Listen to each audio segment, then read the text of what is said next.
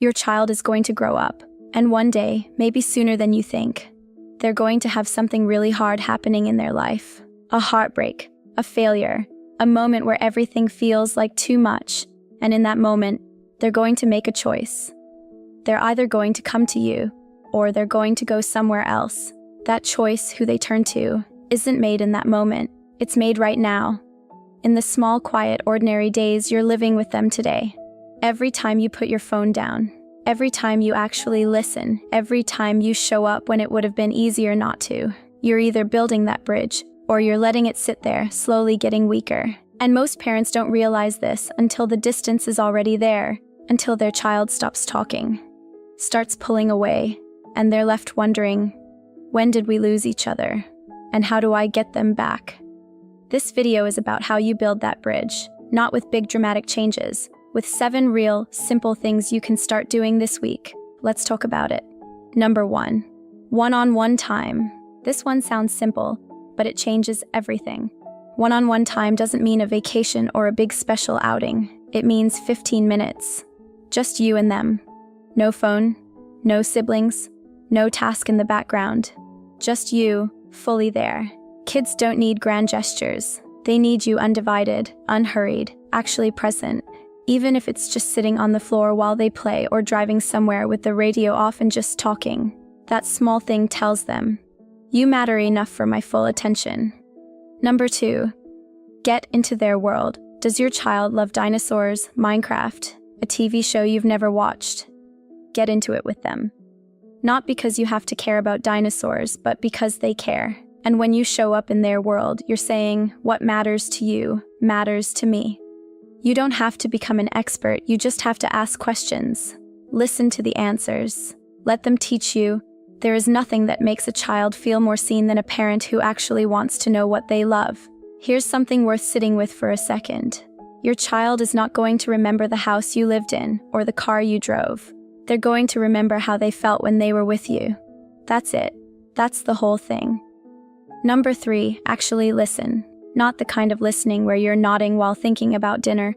Real listening. It's like where you put down what you're doing and look them in their eyes. When your child is talking to you, even if what they're saying seems small, it's not small to them. And if you dismiss it now, they'll stop bringing you the big things later. Active listening isn't a skill. It's a choice. It's choosing to make them feel worth listening to. Number 4, physical affection. Hugs, a hand on their shoulder, ruffling their hair, sitting close. Physical affection isn't just sweet, it's one of the most direct ways children feel loved. Some kids get older, and it becomes awkward. They pull away, but they still need it, even when they pretend they don't. Don't stop reaching for them. Even a quick hug before school, just reaching over and holding their hand when you can tell something's weighing on them. Your touch is language, and it says, I love you in a way words can't always reach.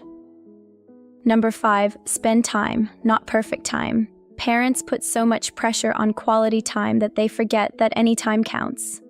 Cooking together, running errands together, watching something silly on TV together. You don't need a plan. You don't need it to be meaningful. You just need to be in the same space, choosing to be there together. It doesn't have to be a moment worth remembering to be a moment that matters. Just being together, doing nothing in particular. That counts too. Number 6, show genuine interest in their life. Ask about their friends.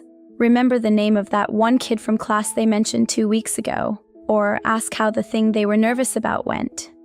When you remember the details of their life, they feel like their life matters.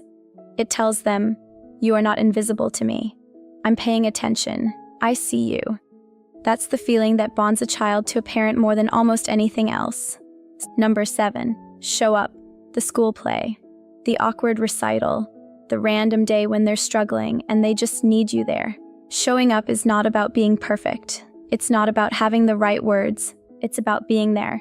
Because children are watching. They notice who comes. They notice who doesn't. And every time you show up, you're adding to something they'll carry inside them for the rest of their lives. Here's what your child is doing behind the scenes that you might not realize. They're building a picture. Every single day they're quietly asking themselves, am I loved? Am I safe? Does this person want to be around me? They're not asking it out loud, but they're asking it constantly. When you put your phone down and actually listen, they don't think, "Oh, that was nice." They think, "I must be worth listening to." When you come to their game, even if it's just a small one, they look up and find your face in the crowd. And when they see you there, something settles inside them. When you ask about their day and then actually remember what they told you the next day, it does something to them. It makes them feel like they exist in your mind even when they're not in front of you. That's the feeling that builds a secure child. Not a perfect child. Not a child without problems. And here's the thing about a child who grows up feeling genuinely loved. You don't have to push them to be confident. You don't have to remind them to be kind. It just starts coming naturally. Because they're not spending all their energy wondering if they're enough. They already know they are. If you're watching this and thinking, "I haven't been doing these things," that's okay. You're here now. That already counts. So here's what I want you to walk away with today. You don't have to do all 7 of these things perfectly. You don't have to transform overnight. Pick one and do it this week. That's it. Maybe it's putting your phone down during dinner. Maybe it's asking your kid what their favorite part of the day was and actually waiting for the full answer. Maybe it's going and sitting in their room for 10 minutes in their world with no agenda. It adds up. Every small moment, every time you showed up, every time you listened when you didn't have to, it all adds up into something your child carries with them for the rest of their life.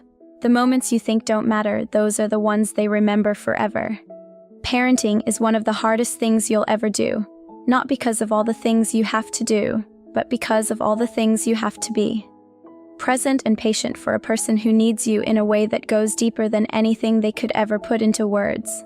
And you're doing that, even on the hard days. But if there's one thing I hope you take from this video, it's this.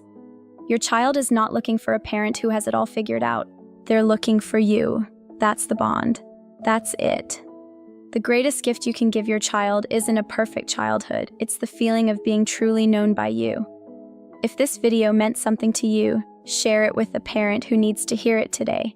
And if you're on this journey of growing closer to your child, you're already doing something right. We'll see you in the next one. What's one thing you're going to try with your child this week? Drop it in the comments.